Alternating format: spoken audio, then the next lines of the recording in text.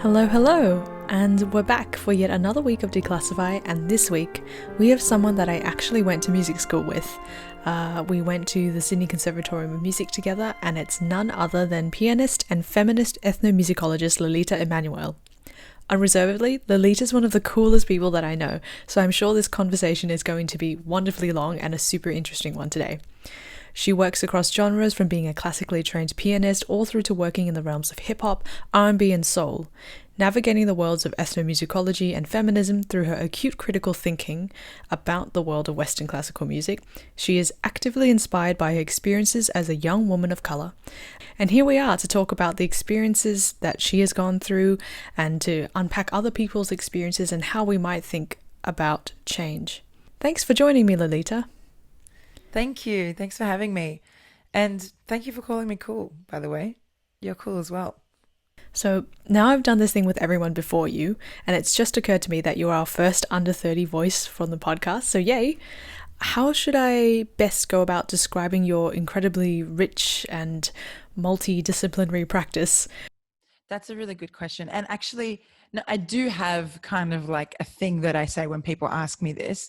And yes, I do a lot of things, but a lot of my formal studies have been a lot of my studies have been in performing and more recently in ethnomusicology. But I think that I'm interested in a lot of things. So I'm a singer. I like play piano, but I don't like to always call myself a classical pianist. But I think I just enjoy music. I mean, it's so interesting because I know you work across several genres and classical music just happens to be one of them. You even did the hip hop works, and I think I was even in Australia when that was happening. That's right. Yeah. And I'll mention it. So, I mean, like I usually say, I'm a pianist, I'm a singer. As a performer, I like to do a whole range of things, including classical music, hip hop, soul. I'm inspired by a lot of those things, including Armenian and Assyrian folk music. I've actually recently started teaching myself the frame drum. So I guess that's making me a percussionist now. So how's it going with the frame drum? I'm not going to lie, I'm pretty good. Because I think there are a couple of reasons. One, I've always enjoyed drumming, like doing hand percussion of like Middle Eastern beats and stuff. But I think I have a lot of finger independence as a pianist, and so that makes sense. And so it took me, of course, some time to adjust to the positions, but a lot of the movements that are required for drumming on a frame drum are already natural to me because I use those kind of movements on the piano. And so I think it's helped that a lot. No, that definitely makes sense to me, and there are definitely transferable skills, both performance and technical, between all of these expressions of music and different musical traditions. So given all of your experience and the many, many things that you are now pursuing, and importantly, you're pursuing them together, I have to ask, how did you uncover these intersecting points between your studies and a performing musician? I do a lot of things. I think I do a lot of different things. Like, I grew up learning classical piano. I mainly, like for a long time, played classical pieces on the piano. I also am a singer. I love soul and R&B, and I am influenced by those musical forms. I also, was a backing vocalist for a rapper. And so I have kind of, experiences within the hip hop space. And, I love the folk music and the music from my cultural background. And I've like basically been performing that music from a very young age. And for a long time, I didn't know how to bring all those things together, and I didn't think that those things could be brought together. But I learnt a lot through Black feminist theory about how to bring that all together. Actually, a lot of what I do now is, based off what I learnt in Black feminist theory. I owe a lot to that, because what Black feminists like Bell Hooks spoke about, and Kimberly Crenshaw, who actually coined the term intersectionality, spoke about, was the distinct experience of Black womanhood, which is, you are not you are not a black man, you are not a white woman, which is often the binary that was produced a lot in society. And so it's that experience of not fitting into one neat kind of pocket that really resonated with me. And it was learning about and learning from powerful Black women like Nina Simone, for example, and Erykah Badu. It was learning from them that that really helped me bring all those things together. So I owe a lot to them. You know, for example, Nina Simone, she doesn't fit into a neat idea of a Black woman. She had a classical upbringing in piano, although she was rejected from that space. She, you know, didn't fit into neat ideas of, you know, her appearance, to neat ideas of, you know, what a Black woman should look like. But what she did, which was so powerful, which was to use the stage as a transformative space. So she was so unique in her musical expression, where she drew in lots of different musical styles like classical music, jazz, gospel, soul. She brought that all together in her music on stage, and that was amazing. First of all, musically it was beautiful, but she also used that platform as a way to inject really revolutionary ideas about you know, civil rights, Black feminism, and actually like second wave feminist ideas that hadn't even been articulated yet in like second wave feminist movements. So she was doing all this revolutionary stuff before, you know, those popular movements were even aware of them. And so the way that she used the stage as a person who has been pushed to the margins was very transformative. And that was a very powerful lesson for me. Again, of course, my experience is very different to hers. You know, I'm an Assyrian woman living not in America, and she is a Black woman who is living in America and was a civil rights activist. Very different experiences, but there are significant lessons that I could learn from her. She's an amazing figure. A lot of people don't know about her, particularly in this way. We see the records and the jazz and her voice in a lot of modern film soundtracks, but a lot of people don't know that she was essentially forced out of the classical space. She, for a long time, aspired to be a classical concert pianist, and she was pushed away from it. Yeah, that's totally right. There is a story about her when she was young, and she was a young performer, where she was about to play her recital, and her parents walked into the hall and were asked to move to the back of the hall. You know, the white audience members were prioritized at the front, and she refused to play until they had a seat at the front. Like, as a young, I think she was 12 or something. That God. Was so revolutionary. Yeah. Like, this needs to be acknowledged. And she, like, the thing is that she left this incredible legacy behind, you know, that was adopted by artists like Lauryn Hill, Erykah Badu, you know, Beyonce, and they recognize that in their music. They actually refer to her as well. But a lot of people don't recognize the incredible work that she did, the revolutionary work that she did. And amongst many investigations and biographies about Nina Simone, there has been a recently released documentary about her life and work, and I think it's called What Happened, Miss Simone. So to anyone out there who's interested, please do check that out, particularly if you have time. So coming from this place about Nina Simone and the legacy of Black feminism and such theories that have influenced your work and this background, my question to you is around your performing, where basically, how do you personally activate this sort of thinking and performance? How do you program the music that you then perform on stage, or has this changed as a result in the last few years? That's a really good question. So I think, I mean, broadly or generally as a performer, I think about these things, and or maybe like I've grown thinking about these things, which might be common to a lot of people, to balance a few things. So I think you need to be able to connect with your repertoire, with the music that you're performing. You need to have a connection with it, because that's going to determine your dedication in the practice room. It's going to determine the impact of your performance, I think, and also the reaction from your audience, or the impact that it has on your audience. I also think that it should reflect the world as it is today, because importantly, like, I'm a strong believer that as performers, we are musical communicators, we are storytellers. And so on the stage, we are sending messages to our audiences. We are sending messages to ourselves as well. And so I think it should reflect the world today.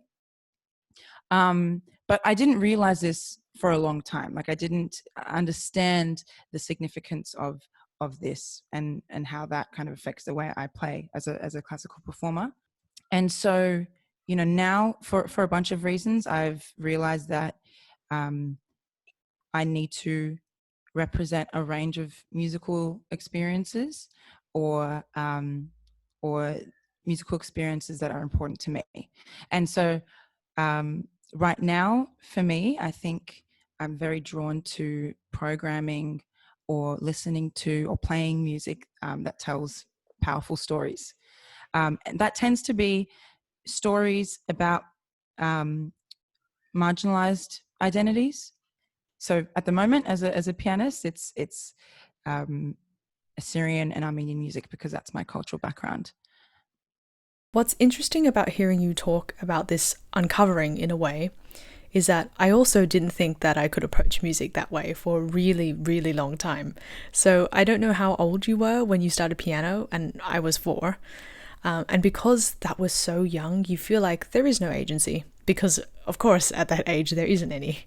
You're taught in a very rigorous sense. You were given repertoire. You were told that this is classical music, and then you play it. Even to the point where by the time I was 8, I asked if I could play Beethoven, and my piano teacher went, "No, you are not old or mature enough. Let's wait until you're 20. I've had those too.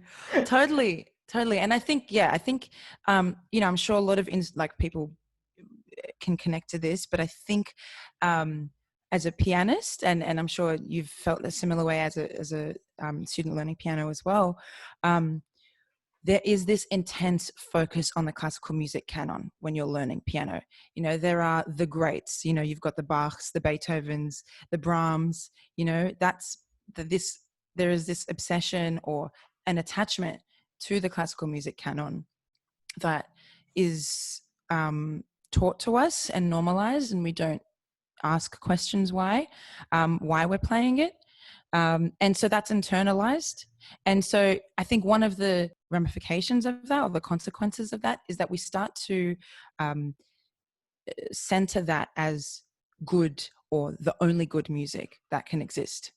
And especially, in classical music, of course, there are a whole range of things that I guess contribute to like class issues, or things that make that music superior.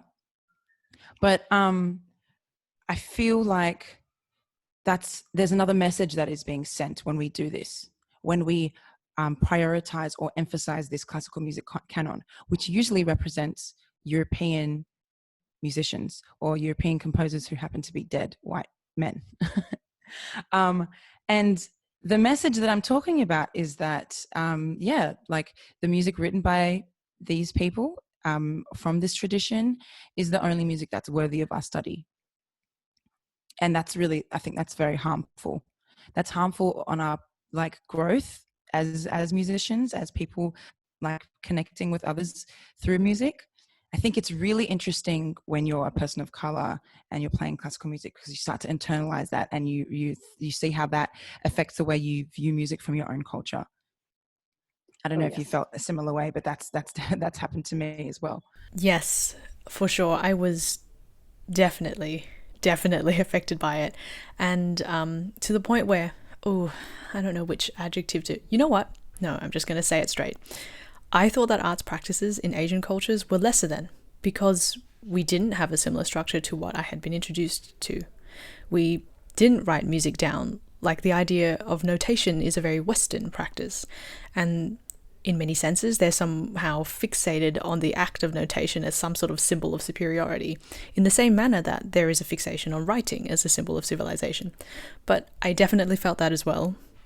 And it felt like, because I was trained rigorously in a certain way, that my own culture's musical traditions lacked some kind of complexity, which is totally untrue, and it's just a different kind of complexity arising from a different kind of rich tradition with different kinds of harmony, which, for example, Brahms, like you mentioned before, as a key figure in piano repertoire, Brahms would never be capable of producing those sounds on a keyboard, and etc., etc. This is something that I've been thinking about a lot recently in my research, especially when I've been researching, Orientalism and like that binary of the West and the East, and the way that the West looks upon the East in a condescending way. So this is not only an issue in music, it's an issue all around the world. And maybe, we need to catch up a little bit within the musical world in understanding this. But going back to what I was saying about like the messages that we're sending as musicians, I think this is one of those messages, and we need to be kind of conscious of that, and we need to think of ways that we can fight that or diversify that. And if the two of us are going to go back and think about education and talk about it, I don't know how you felt when you started at the con, but I remember when I went there, and I was lucky enough to be allowed to do the double degree they had on offer. And in my other degree, I was then allowed to take art history and archaeology alongside my classical music studies. The astounding thing was that there was an immediate revelation to me. There was an enormous lack of critical thinking being taught to us at the con, as in it at all being addressed as a skill that we needed. I mean, there were some things, but they weren't critical thinking in the sense that they would be teaching us about how our profession or how our art form related to the rest of the contemporary world. It was thinking in a very narrow sense, that it was centered on things like harmony and very, very specific things within music history, like knowing Bach's 4 periods and what it was like during his Leipzig era, etc., etc. Yeah. Oh, well, and you know how I feel about this. I feel very strongly about this issue. I like to say that, like, as musicians in institutions, and I think this might be a big issue in institutions and music academies, we are quite inconsistent with our critical thinking, right? As artists, as musicians, we are meant to be really good at this. And I think we are, because we spend hours in a practice room critiquing tone. We spend hours refining sections. We spend hours, thinking about the different ways to represent a 3-second passage of sound. But for some reason, we cannot transfer that critical thinking to the world around us and other issues that intersect with music. And I think this is linked to a broader issue where music has been depoliticized in music academies. We disconnect music and art from politics, and I think that we shouldn't do that, because I think that's impossible. Everything is political, in my view, and so yeah, that's totally right. I think there is a lack of critical thought in that aspect, and I think that there's perhaps like a strategy behind that. I think there is a reason why that doesn't happen, and that also contributes to the maintenance of power and hierarchy that exists in institutions. We could talk about this for years. I don't know if I don't know if you're thinking of that story I told you about the lecture on Orientalism. Yes. Yeah, that was a big one for me. Like in first year, I remember sitting down in one of my very first lectures, and it was a music history subject, and one of the slides was on Orientalism. And at that point in my life, I was very aware of Orientalism and that whole kind of concept. And, as a woman of color, I'm very conscious of the way that, women from the East, whether that's Southwest Asia, Southeast Asia, the East, are depicted. I was really excited because I saw that word and I was like, yes, oh my God, we're going to talk about this. Something is going to be said. But actually I was very disappointed because the slide was on music Orientalism. Yeah, musical Orientalism, but it wasn't critiqued in the way that, Edward Said talks about Orientalism. Or at least it didn't go into, the depth that I felt it needed to be examined. And I had a problem with that because there are actual consequences to the representations of the East that are made in classical music.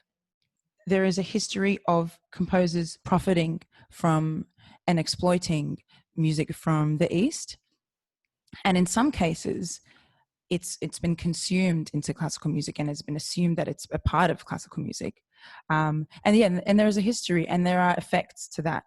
A big part of what I'm looking at in my research within Orientalism is the depiction of music from the Middle East in classical music, and the way that the new Russian school, so like the Mighty Handful, composers like Balakirev, Rimsky-Korsakov, what they believed was their goal with the new Russian school, which was to develop a Russian national sound, right? And one of those steps to achieve that goal was musical Orientalism and drawing on music from the Caucasus, from Persia, from the Arab nations, and integrating it into that music and basically naming it as Russian. But there are distinctions to those geographical lands. And so, there's a big part of ethnomusicology and musicology in general that talks about how that was consumed and repeated so much that the rest of the world thought that music that was actually kind of, Armenian or North African or Indonesian, well, actually this is mainly the case of Russian music, but music that was from those regions that I mentioned before. The West started to believe that that was actually Russian music, but it's not. And so Orientalism as a practice conflates and erases culture in a way that is very harmful, and these composers profit from that. Yes. So that's why I was very disappointed. Gosh, was it just a single slide that essentially says, because if I'm honest, this is almost always the example we're given in classical music, Debussy loves gamelan. To be honest, it was a while ago, so I can't remember, but I do remember being disappointed because there was like the tutorial that came with that lecture that week. We kind of brushed over that. There was no discussion of that either. So it was brief. It was kind of, consolidated into one slide. But, you need to talk about it. You need to problematize it. And because we don't talk about it critically, it continues as a practice. And all we have to do is look at contemporary Australian music from the last 10 years and look at how many works or compositions have taken words from Indigenous cultures or transcribed from Indigenous culture and mixed them all together and then put it on stage. It's very harmful. And I actually think that those spaces are quite dangerous because they kind of brand themselves and market themselves as progressive or, against the status quo, but actually they reinforce Orientalism. They are, it's quite sneaky. And I don't think that it's critiqued as much as it is in, older kind of waves of classical music. So it can be quite dangerous. I also think that what you mentioned before about music, well, classical music specifically, branding itself as apolitical and using that as a mask is partly why we don't have much critical inquiry or analytics when we study music history and music practices and think about, actually it's quite important what we choose to represent on stage, because not only are we an art form, but we perform, and it's on a stage that's part of our practice. That's right. Yeah, and you do tend to find people of color, Black musicians, Indigenous musicians, people who have experience with being pushed to the margin, we tend to be more aware of these things. And it's very difficult to communicate that to the people in power who tend to be white men or white women. It's very difficult for us to have those conversations because institutional racism and sexism and institutionalized oppression is so deeply rooted that it's very hard to identify sometimes because of neutrality. Yeah, you're right. So it's used as a mask because we use kind of neutral terms to talk about our music, music theory, music skills, Bachelor of Music. We use that as a mask to appear to be inclusive or diverse, but actually, if you look a little closer, we actually realize that there is an implicit message that's being sent out. It's Bachelor of Music, but actually it's Bachelor of Western Art Music. It's music theory, but actually it's Western art tonal music theory. As in tonal music theory. Like that's it. It's used as a mask. And so it can make it very difficult to have these conversations and critique them. And so we need to understand, and actually, sorry, this is also why I have a big problem with diversity and inclusion and this overemphasis on this, because what tends to happen is by overemphasizing that, we neglect the larger issues or the larger structures and institutionalized racism. We neglect that. And over time, diversity and inclusion attempts become limited, or limiting, because it's like diverse to whom, inclusive to what extent. And, there is this concept that's actually spoken about by an incredible music theorist called Philip Ewell, who is an African-American scholar based in the US. And he talks about this thing called the white racial frame and how it's very pervasive in music theory, but in music institutions in general. And the white racial frame is basically referring to the whiteness of institutions, or maybe broadly the lens through which music is looked at, and it's a white lens. And it's something that is also related to white supremacy and how it's actually very deeply rooted in those music institutions.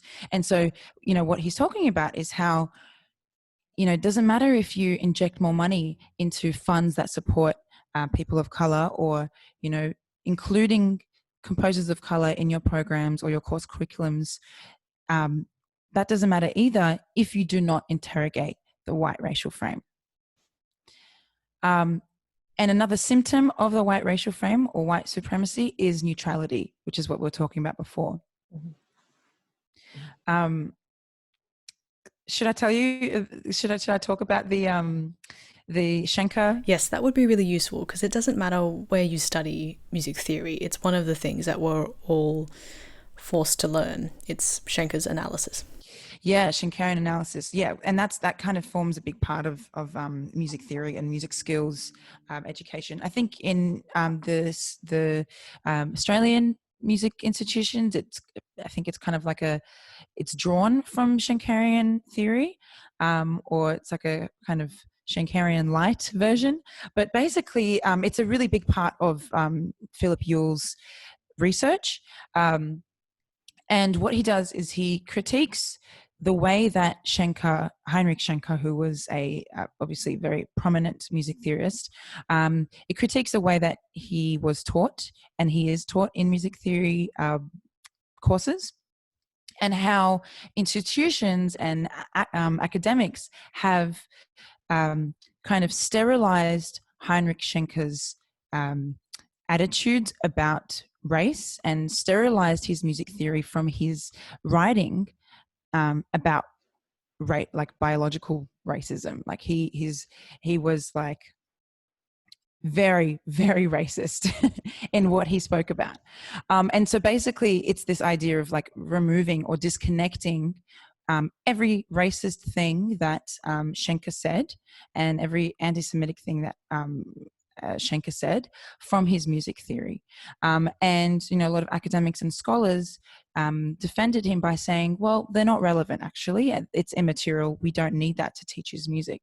But in fact, and this is a really good point that Philip Ewell makes, if there is anyone to kind of advocate for the coupling of, you know, your attitudes about race or attitudes about the world with your work as an artist or a music theorist or an academic, it's Schenker himself. Schenker actually believed in embracing all of those things in his theories. And Philip Ewell actually presents some really interesting points that Schenker's music theories revealed about kind of the equality of tones and how there are parallels between that and the equality of races. And that's kind of linked to like biological racism. And it's really wild. It's very wild. It was an excellent presentation that Philip Ewell made. I will share that with you because I think a lot of people should watch it. It was he presented his research in a symposium last year. I think that we should all have a look at it. But basically what he's saying is that by sterilizing what Schenker was doing, music institutions are kind of making Schenker look quite innocent. And they're stripping the racist legacy of Western art, classical music. And what he proposes instead, he proposes a range of things, but he proposes to, you know, if we are going to continue teaching Schenker, we must also present his views on race, his racist views and attitudes alongside his musical theories, because that's what Schenker would have wanted. And we should allow our students to make assessments and decide for themselves about what they want to do with that information. For our first intermission, it's also occurred to me that Lolita is our first performer to be on the podcast, so it's a delight to say that this is a recording from one of her live performances. Here is an excerpt of Lolita performing Elegy by Anna Babadigian.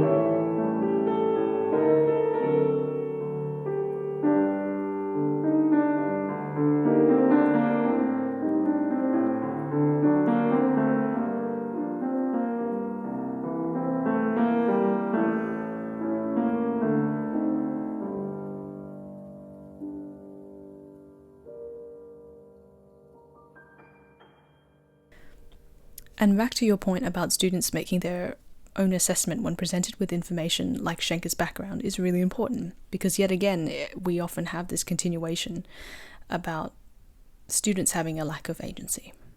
We don't have these conversations about these quite important musical figures, and we don't talk about context, generally beyond music history, because again, we're pushing this idea of classical music being this absolutely truthful representation of human emotion or art.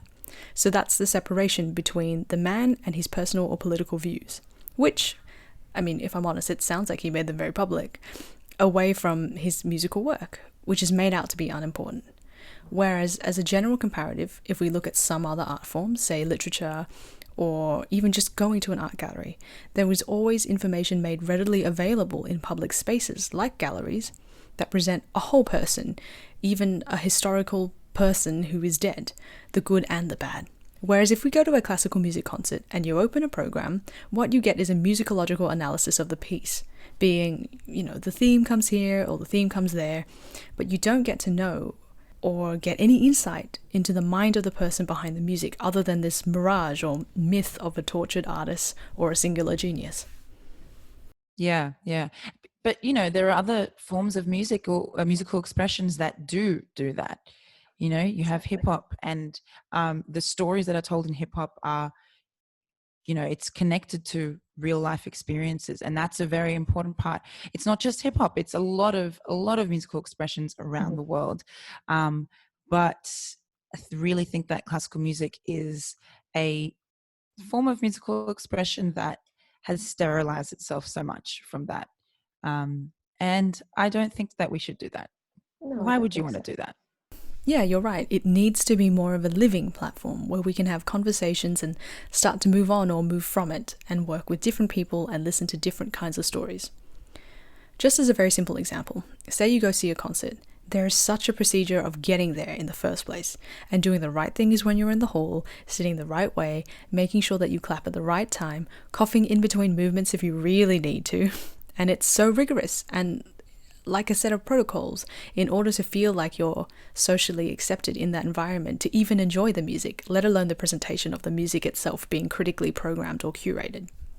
Yeah, definitely.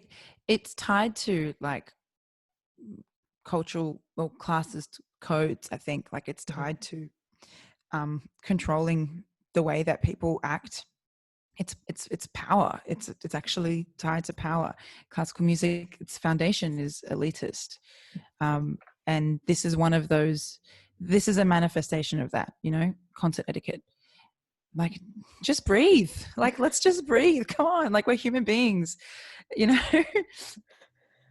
I'm a big fan of like obnoxious dancing at a classical music concert, like in my seat. Of doing that, like enjoy music, express yourself to music in the way that you want to express yourself. Yeah, or clap when the soloist does well, the way you would in a jazz concert, but it doesn't really happen in a classical music concert. I was watching an Arab orchestra, the National Arab Orchestra, which is based in the US. I was watching a concert, and in that orchestra there was a combination of folk music, folk instruments, Arab folk instruments or instruments from Southwest Asia, and also Western instruments as well. It's a combination of that. And, in the performances, there were many solos, and you heard the audience react with sounds, with gasps, with, joy. And that's like, it was so beautiful. Like that is the space that I want to be in. I want to let out a sound if I hear something that I love. And that does not, I think that that encourages the musician that's performing on there. I think that injects life into what you're playing. And actually getting to see an emotional response from the audience. Actually, on that note, there's another very similar performance that I always go back to, and I should send it to you if you haven't already seen it. I think it's from 10 years ago, but it's Gustav Dudumel conducting the youth orchestra in South America, I think, the Simon Bolivar Youth Orchestra, and they're playing Mambo from Bernstein's West Side Story. And the entire audience is up and dancing throughout the whole thing, and it's the coolest thing ever to see that kind of energy and celebration in a concert hall. And now I have a really awkward segue to get from my weird anecdote that is about Bernstein's musical portraying Puerto Rican communities in America to some questions about ethnomusicology, as you are also an ethnomusicologist. Do you think that starting to have these conversations, and we can use Orientalism as an example, that will move away from this formula or perpetuating acceptance that this is the way classical music is studied, taught, and run for so long? For example, again, with Orientalism being acknowledged in the industry or institutions like conservatoriums, and within music history as more of a term with very little critique, will institutions begin to understand the volume of diversity within people of colour themselves? For example, we often get slotted in certain ways or assigned certain and very specific narratives. For example, a patron asking me about my artistic relationship to the stories of boat people. Do you think that this will begin to progress? I think until we do not interrogate the white racial frame, and we do not address white supremacy, I don't think that we can get to that point. Because part of Orientalism, a big part of that, and a big part of white supremacy is that it centers the West against everyone else. So it doesn't matter, exactly where you're from. You're just an other, and that's a problem. And even as we try to diversify our understanding and learn more about the world outside of the West, I think that we can still get it wrong. Even I can get it wrong myself, even about things that relate to my own culture. And so we have to unlearn that, and we must unlearn that through understanding how the white racial frame actually permeates everywhere. It can be internalized by people of color as well. But, as an example, I think one way that we can come to that understanding is also by supporting Indigenous people, Indigenous researchers, musicians, composers, performers, everyone, Black musicians of color. If we give people with that experience that platform, then we can, listen to their interpretations. I think also another thing is with Indigenous research, and this is something that I've been kind of learning a lot about and have been really excited about, because it answers a lot of questions that I've had. As an Assyrian person, Assyrians are indigenous to Mesopotamia, which is now present-day Iraq, Iran, Syria, and Turkey. And, we are also displaced. So, we are transnational as a people. And so it's kind of like constant displacement. But what Indigenous research can help us understand is actually how diverse this world is. As an example, even in ethnomusicology, which is all about understanding the heterogeneity of music, right? That ethnic music, and I say that with air quotes, ethnic music is not one homogenous thing. It's actually incredibly diverse, and we need to understand the nuances of that. Even ethnomusicology can get it wrong. For example, Bela Bartok. He was a massive advocate for folk music and is, well known for his folk art fusions and combinations. And, he traveled to the Middle East, he traveled to North Africa, he traveled to, he explored music from Hungary. He explored the music of Roma people as well. Roma, people who are, there is a big demographic, there is a big community of Roma people in Hungary. He was also not immune to the white racial frame. He had a very Western idea of culture that was very tied to nationalism and nations. And the problem with that kind of thinking is that nations often oppress Indigenous people. And that's something that I know very well as an Assyrian person, because as an Assyrian person from Mesopotamia, originally from there, we have constantly been oppressed not only by the West, but by Arab nations, you know, and people don't recognize that. People might see, you know, oppression as white against non-white, but it can also be, there's also oppression within the East, of course. And so, yeah, I think Indigenous research can really widen our understanding of oppression as well, how it's not as simple as white versus the rest of the world. It also emphasizes that what you're talking about is not a historical experience, because that is sometimes used as an excuse to move on.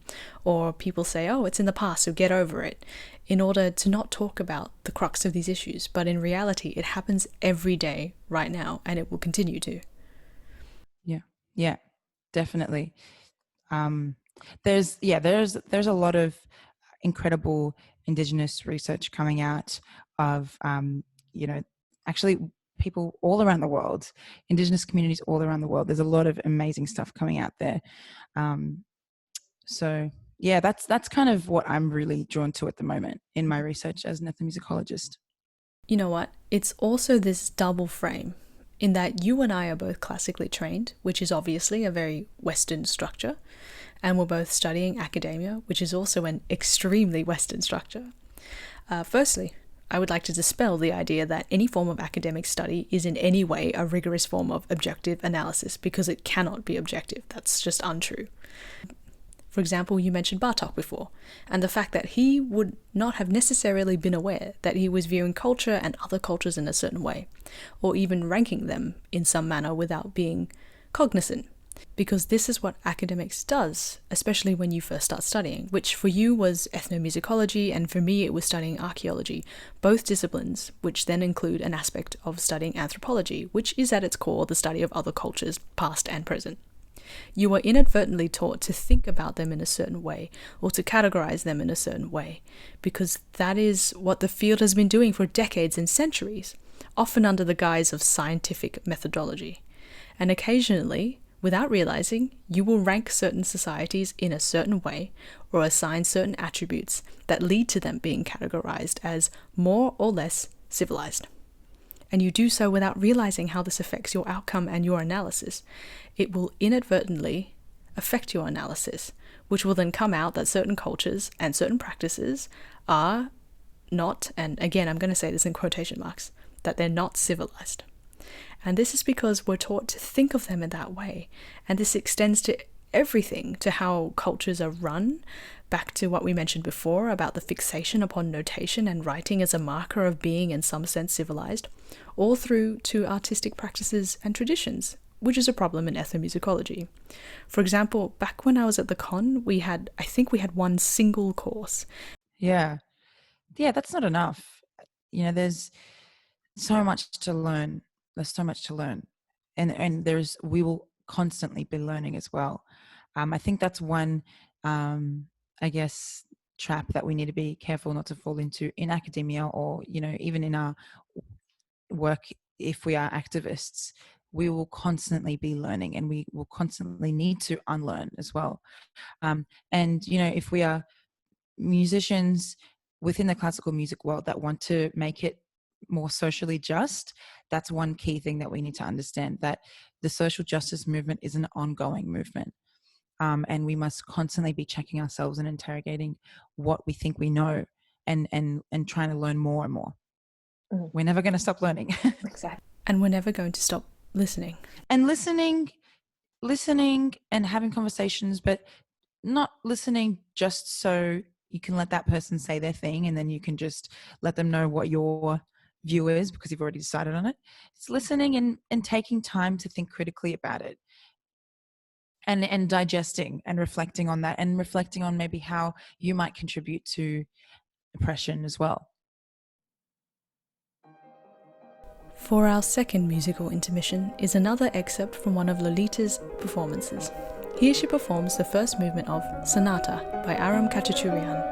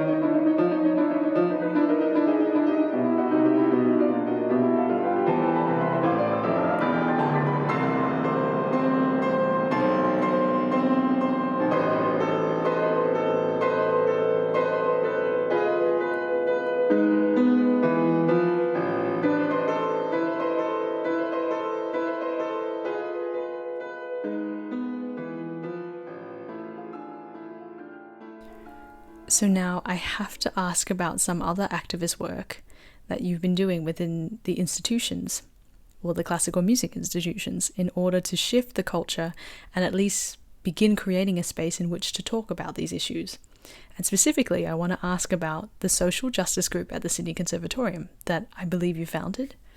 Yeah, so when it comes to cultural shifts or structural shifts in the classical music industry, I can speak for my experiences with what I've seen in the conservatorium. I tutor there, I tutor in musicology there, but I am also part of a new social justice study group in musicology, and it's developed for the conservatorium community. It was put together by Jeremy Tata, who was a music theorist, and Dr. Christopher Cody, who's a senior lecturer in musicology, and he's also the deputy director of higher degree research. And it's also facilitated by myself as well. So we've put this thing together, and basically the idea is to interrogate white supremacy in musicology, and importantly, to understand how it manifests itself in our own institution at the Sydney Conservatorium. And we have academics, professional staff, students, alumni, all from the conservatorium community. We have them come together and meet every month. Every month we have sessions that are broadly structured around the components that make up undergraduate study at the conservatorium. And we have set readings that, importantly, equip us with the anti-racist tools to make the conservatorium community a safer place, essentially. So first, we want to understand how white supremacy exists in the broader structures of the conservatorium and music academies in general. But I think the kind of significant thing is to come together and start discussing what we can do to kind of undo white supremacy or interrogate white supremacy. And, that could be things like looking at our course structures, looking at our courses and the syllabi that are put together for the courses, and thinking about ways that we can move beyond just diversity and inclusion. Because, I've already spoken a little bit about my feelings towards the limitations of diversity and inclusion. But yeah, looking at the ways that we can create structural changes that can make the conservatorium a more socially just place. And since the study group's inception, have you seen any change or shifts in terms of culture and attitudes? Already, though, there have been some changes at the conservatorium that can contribute to this kind of change. We have courses that are part of the core units of study that encourage critical thought and encourage the use of academic skills to interrogate these issues that are deeply rooted in conservatorium culture. One of those things is This is Music, which is a relatively new course. It was developed by Dr. Christopher Cody, and I actually tutor it myself as well. And it's a first-year mandatory course. So we have first-year students taking this course. This is their first experience in musicology, first kind of history course or, analysis course that they take at the conservatorium. And we basically put students from a range of musical experiences in one room together.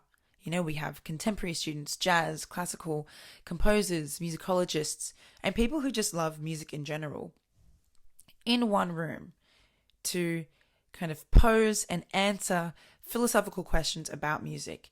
We ask them kind of provocations, that's what we call it, provocative questions about the ways in which we have formed ideas about music. It pushes us to think critically about how we have come to form values about music, what we believe to be good music, what makes good music, or who has dominated the discussion about our conception of good or bad music, and what does that mean? What are the implications of this conception? So these are the kinds of questions that pushes students to ask critical questions about music and ask critical questions about their place and their education in music. So I think that's really important. And, you know, in the couple of years that I have been teaching it, it's first of all been an incredible experience for me. I wish I had taken a course like that when I first started at the con. I think my life and my connection with musicology would have been very different, or at least I would have been more engaged in musicology earlier on. But I think that's really positive. I think another thing is that we do have those changes happening in music education. We have Dr. James Humberstone, who was an awesome person, who has done a lot of work to kind of bridge together the social justice world with music education. You know, and he's done a lot of projects that bridge those two worlds together.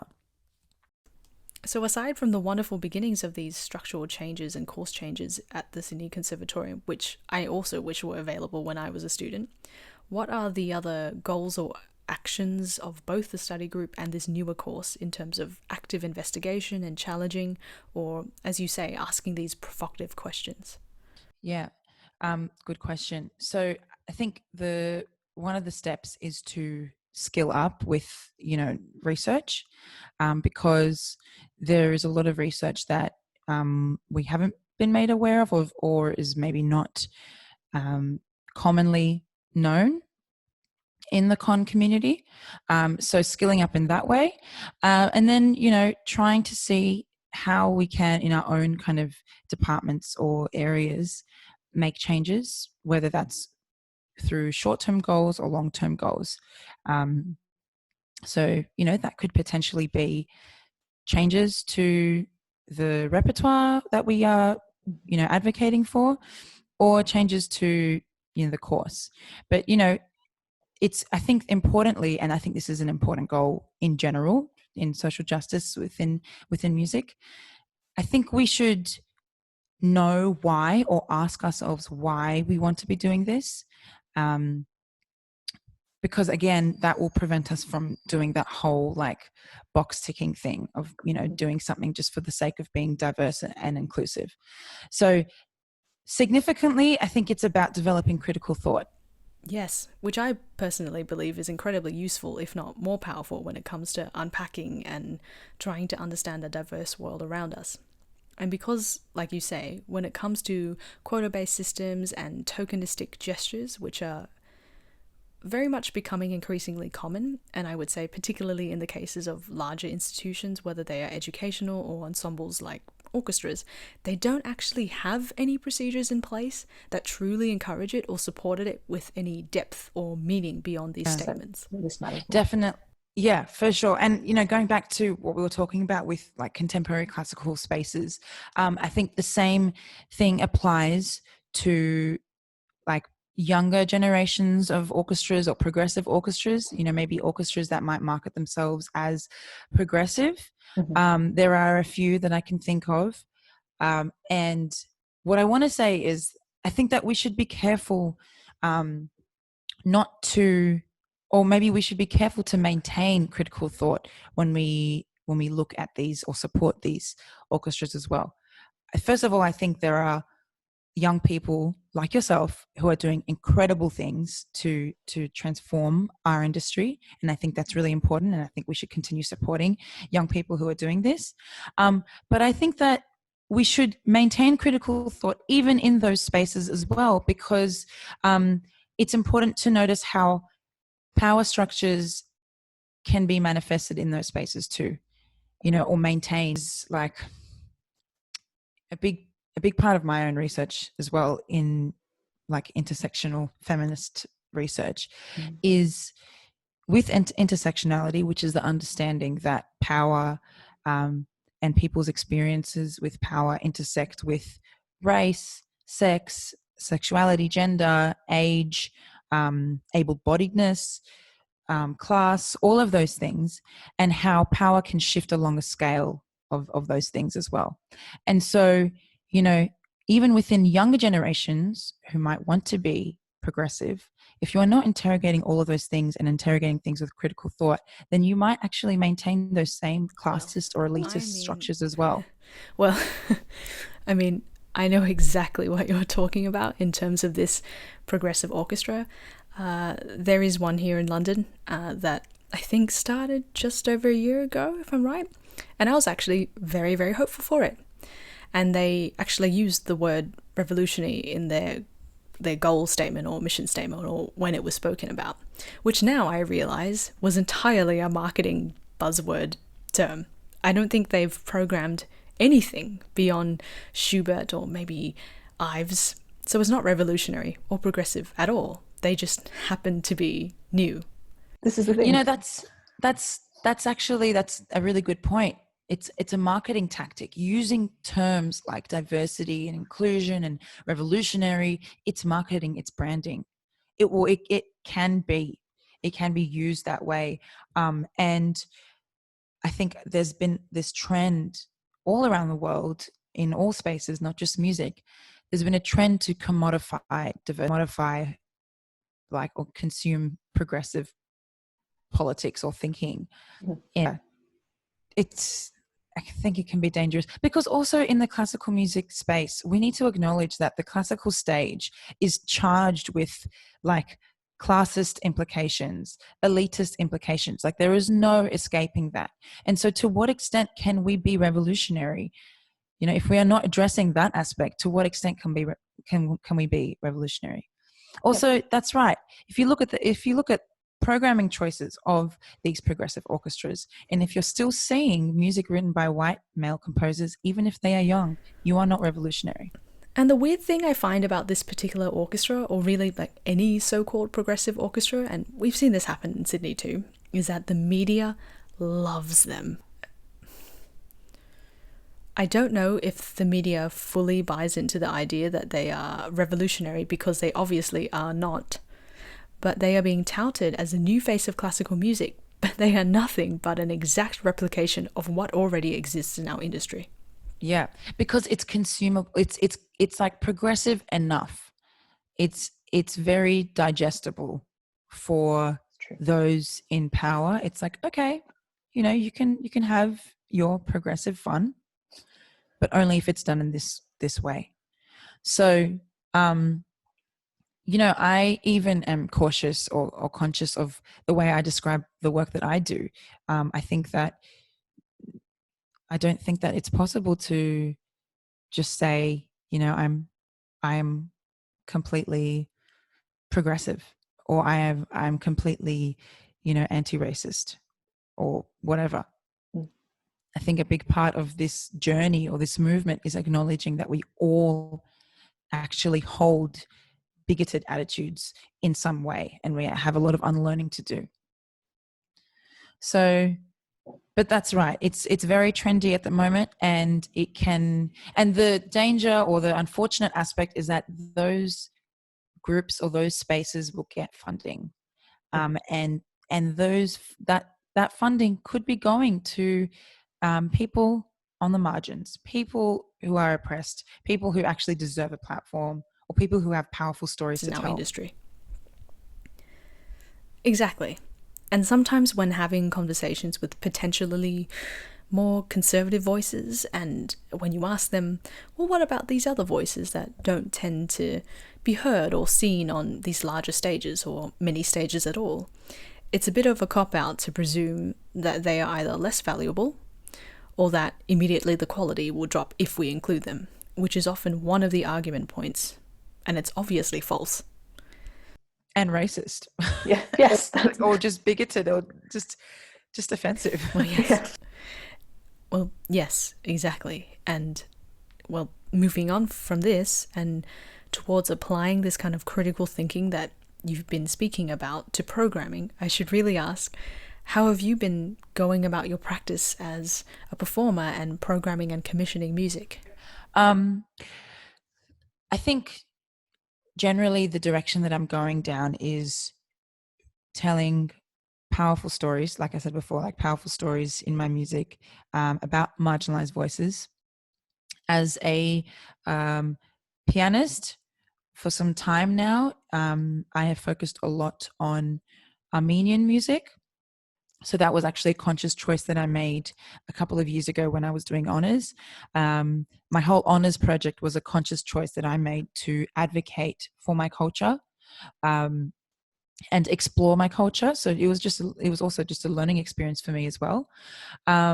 So, you know, for my honors project, I had a practical component, which was to perform 2 recitals.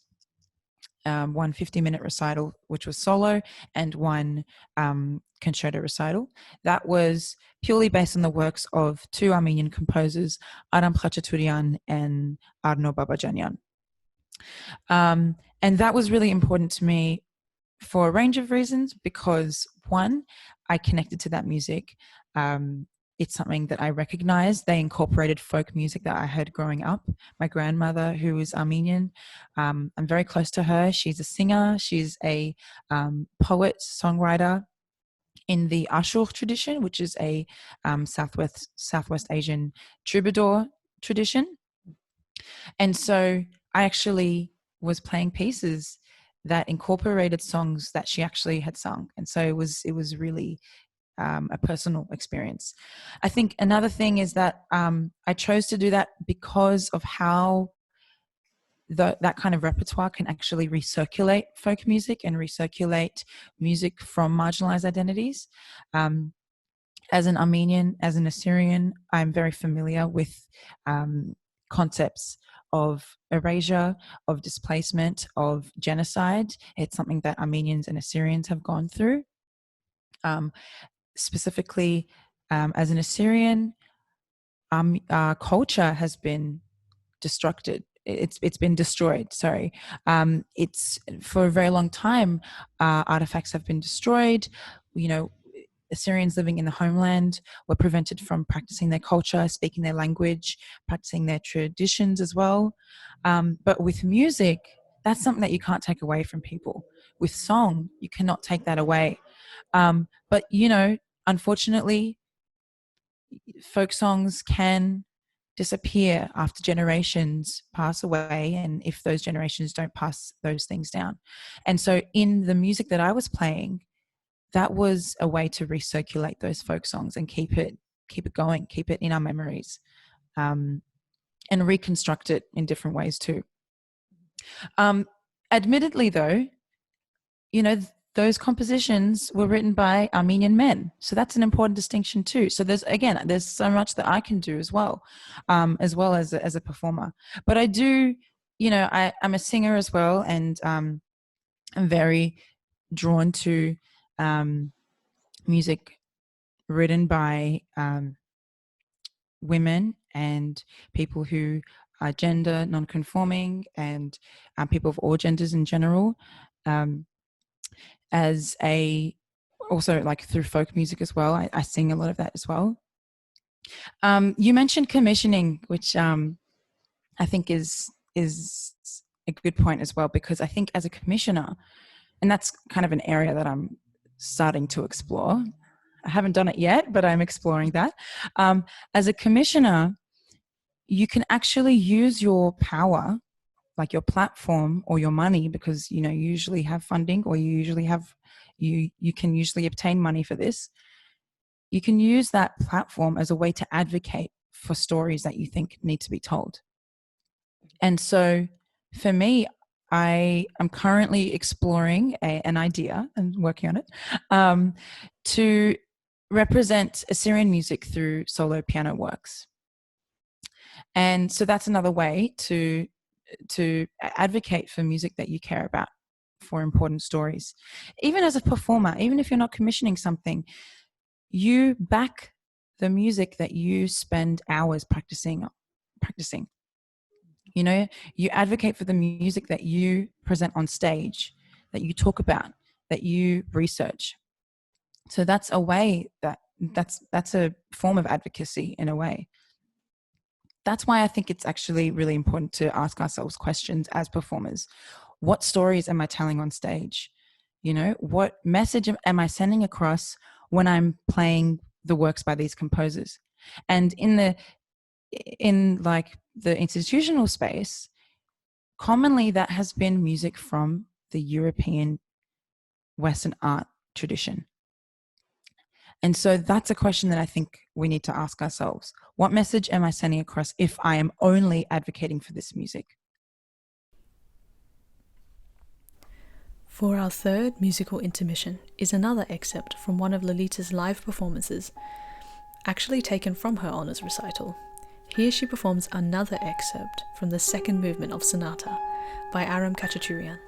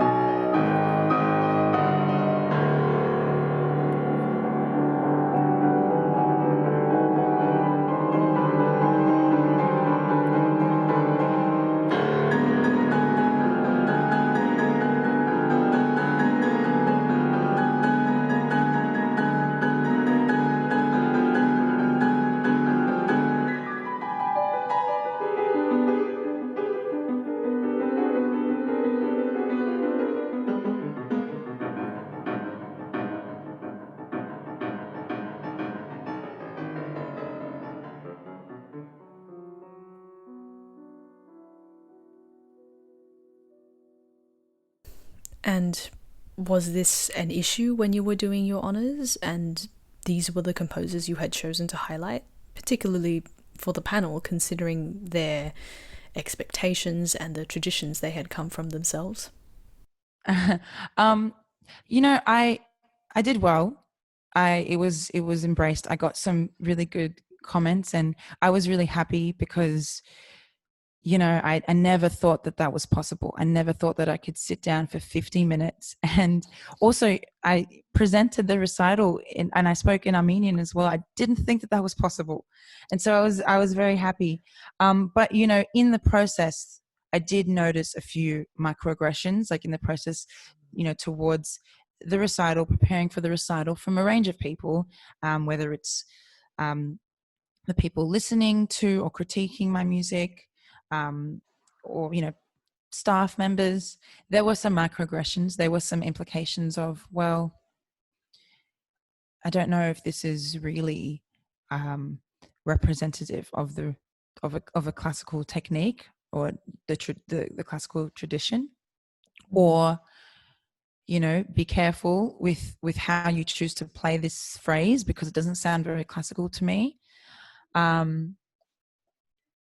But that's actually, I noticed it more. I noticed microaggressions with the way that I perform and with my cultural background when I was playing music that wasn't by Armenian composers. Mm-hmm. And that was really shocking to me, because when I entered the conservatorium, I was aware already of the microaggressions that you experience as a person of color in that musical space. Like growing up, I always heard this stereotype or this like kind of warning that East Asian musicians don't have musicality or do not play musically. They play like robots. That is so racist. I heard those things. I heard, I always had connections made between my cultural identity with the way that I played.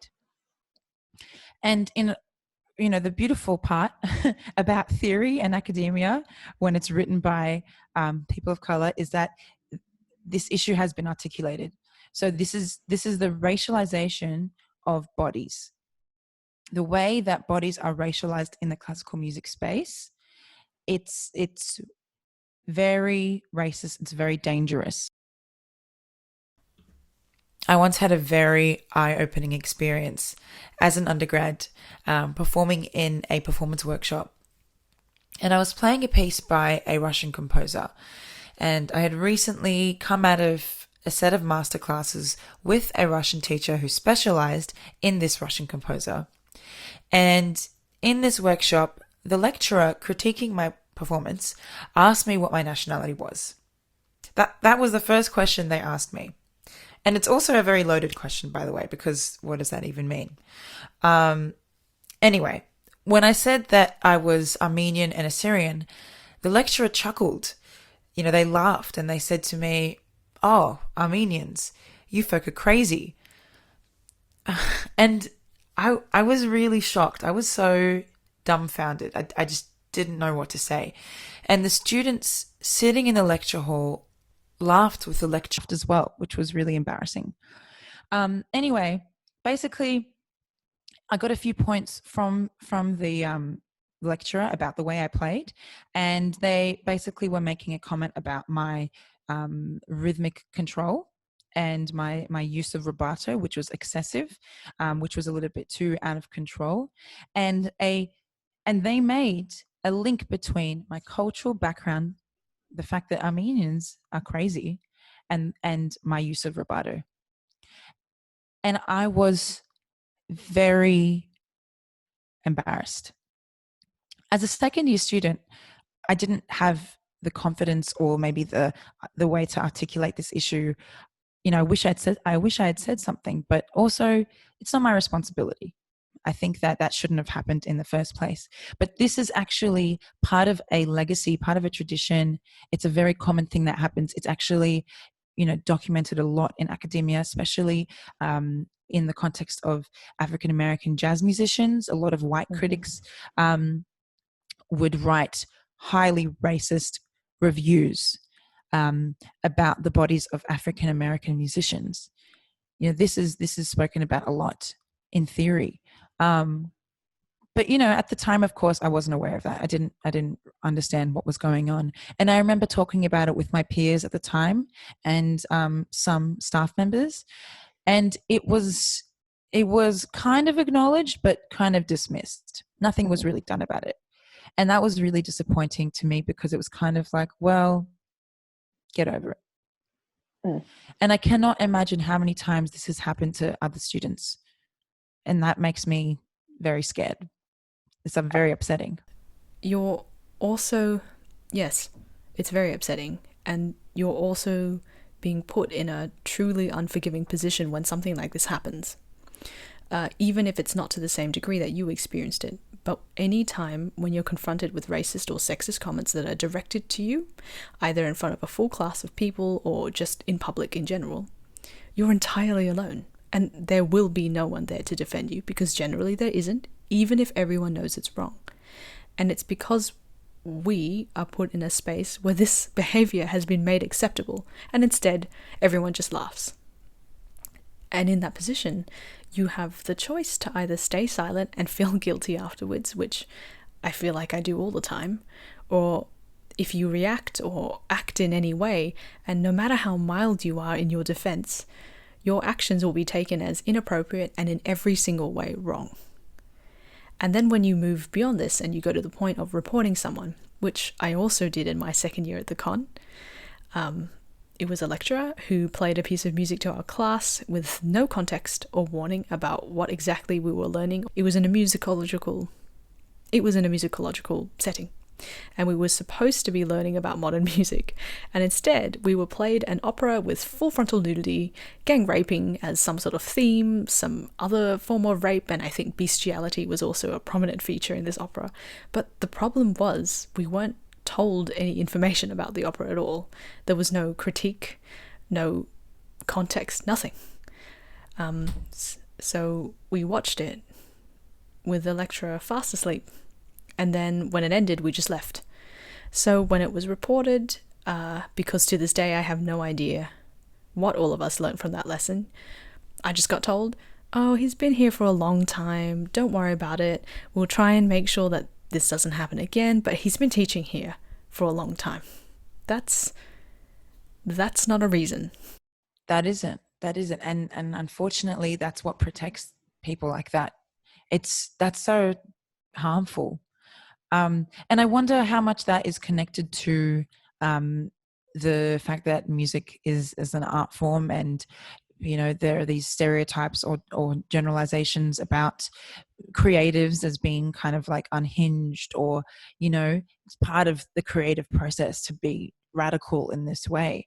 I know that conversation about like vices and jazz musicians happens a lot. I've heard that a lot in the conservatorium space as well, and that's been used as a way to dismiss complaints about inappropriate behavior. Mm-hmm. But I think that is that's very dangerous. Yes, and it's definitely playing into a stereotype, and it's a stereotype that's unacceptable.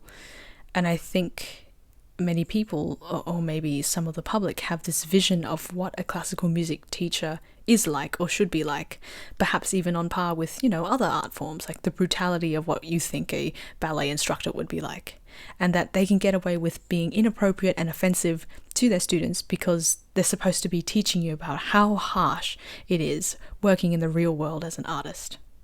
Yeah, I think there's like definitely a script or a the stereotypical image that protects people from that. Mm-hmm. It's not okay. I'm sorry that happened to you. I'm sorry that, and I think what we're doing right now, we're talking to each other about this, and I said this before when we first started talking. I wish we had these conversations in our first or second years. We didn't know that we were going through the same thing. As women of color, we were going through very similar things. Mm-hmm.